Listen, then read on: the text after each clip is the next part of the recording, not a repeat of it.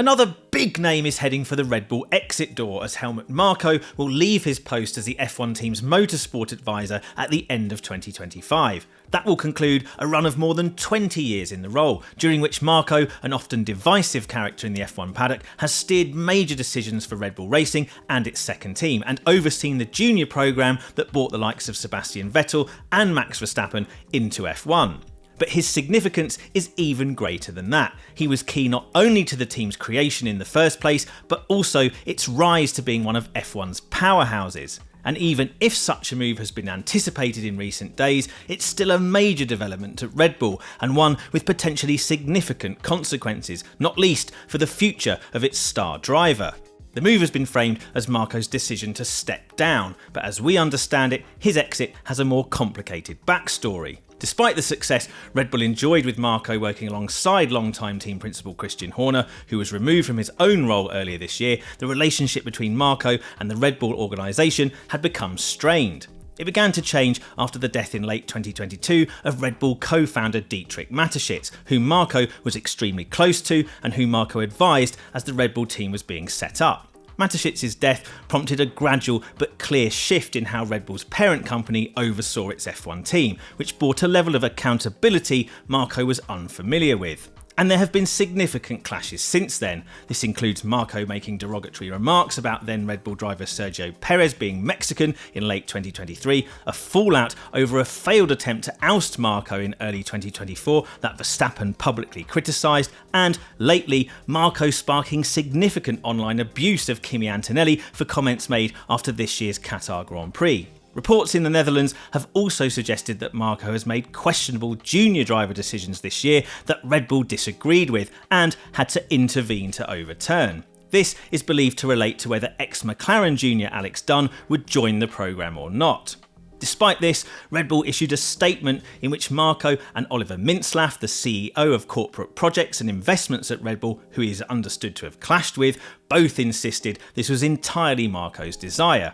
82-year-old Marko said he had been deeply moved by Verstappen finishing just 2 points short of Lando Norris in this year's title race, and that this had made it clear to him that it was the right time to leave, 1 year before the scheduled end of Marko's current contract. Mintzlaff, meanwhile, claimed that Marko approached me with the wish to end his role as motorsport advisor at the end of the year, and said he deeply regretted that decision because Marko has been an influential figure for more than 2 decades and his departure marks the end of an extraordinary era.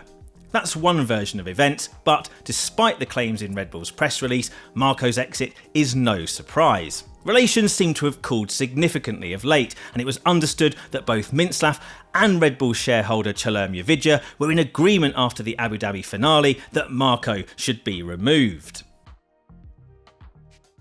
Even before the high-profile clashes of previous years we mentioned earlier, Marko had been reduced to the status of villain in public perception as the face of a Red Bull Junior programme that hired, fired and sometimes rehired drivers as if on a whim. But that doesn't change the fact he has been a key part of not only the Red Bull F1 story, but that of Red Bull in motorsport as a whole. There have been flops along the way, but even today, more than a quarter of the drivers preparing for the 2026 F1 season made it onto the grid in Red Bull colours at one of its teams. And the big success stories speak for themselves. Marko and Red Bull prized Vettel from BMW's clutches, Daniel Ricciardo was a pretty good follow-up act to Red Bull's original 4-time champion, and then they found their true unicorn in Verstappen, beating Mercedes to the punch in that instance. It was obvious to many people how talented Verstappen was, but the key there, as ever, was Red Bull and Marko leveraging their unique position as an organisation running 2 teams in F1. No other team has really come close to wielding such power and influence in F1's driver market. Probably the closest approximation we've had to that is Haas running Ollie Bearman for Ferrari, Williams doing similar for Mercedes with George Russell, or Force India doing likewise for Mercedes with Esteban Ocon. Nearly every F1 team, and certainly the biggest ones, have proper junior driver schemes now, but even so, once they find a real diamond, it becomes very difficult for anyone to match up. No one has been able to follow Verstappen at Red Bull. He was too good for Carlos Sainz, Ricciardo, Pierre Gasly, Alex Albon, Perez, Liam Lawson and Yuki Tsunoda. None of them are bad drivers, and it's very easy to make the case that the success Red Bull's had with Verstappen is the very reason its junior scheme has been broken for some time. How does anyone live up to that?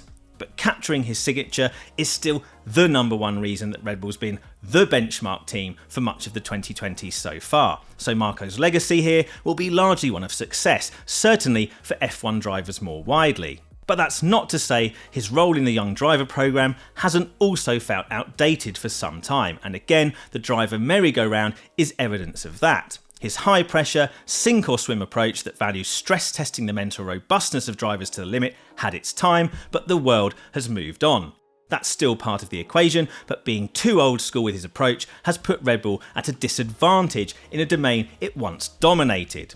While it was once the big beast of young driver programmes, there are now many rivals scouring the world of karting and single-seater foothills for the next big thing. To succeed in that competitive environment, you need a modern, systematic approach to scouting, recruiting and nurturing talent. So while it's fair to say Marko will forever remain a key part of Red Bull's motorsport history, he has clearly not been part of its future for some time now.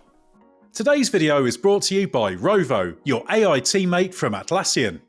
Rovo connects knowledge, people and workflows so teams can work smarter and move faster. It helps people find answers, make decisions and automate work securely and with context through search, chat, agents and studio. Rovo runs on the Teamwork Graph, Atlassian's intelligent layer that unifies data across all of your first and third-party apps so no knowledge gets left behind, and so you always get personalised AI insights from day one. And the best news?